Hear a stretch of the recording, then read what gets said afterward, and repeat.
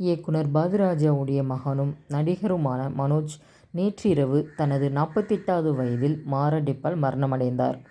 இவர் தனது தந்தையாலேயே தாஜ்மஹால் படம் மூலமாக நடிகராக அறிமுகமானார்.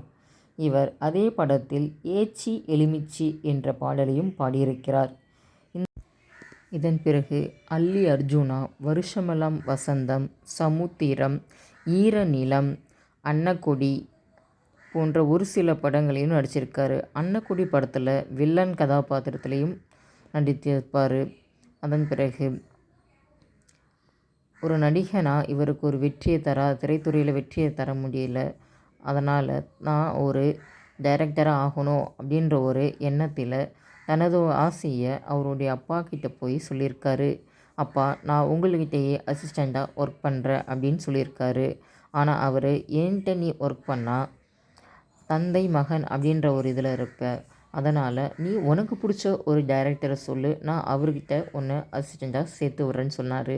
அவர் சொன்ன அடுத்த நிமிடமே மணிரத்னம் அப்படின்னு சொன்னார் மனோஜ். உடனே மனோஜ் பம்பாய் படத்தில் மணிரத்னம் சார்கிட்ட அசிஸ்டண்ட்டாக ஒர்க் பண்ணியிருக்காரு. எந்திரன் படத்தில் சங்கர் சார்கிட்டையும் ஒர்க் பண்ணியிருக்காரு. பல போராட்டங்களுக்கு அப்புறம் மார்கழி திங்கள் அப்படின்ற ஒரு படத்தை மனோஜ் இயக்கினார். அந்த படத்தோட முதல் ஷாட்லேயே தனது அப்பாவை நடிக்க வச்சார். பாரதிராஜா அவர்களுக்கும் அவரது குடும்பத்திற்கும் தைரியத்தையும் நம்பிக்கையும் இறைவன் தரட்டும்.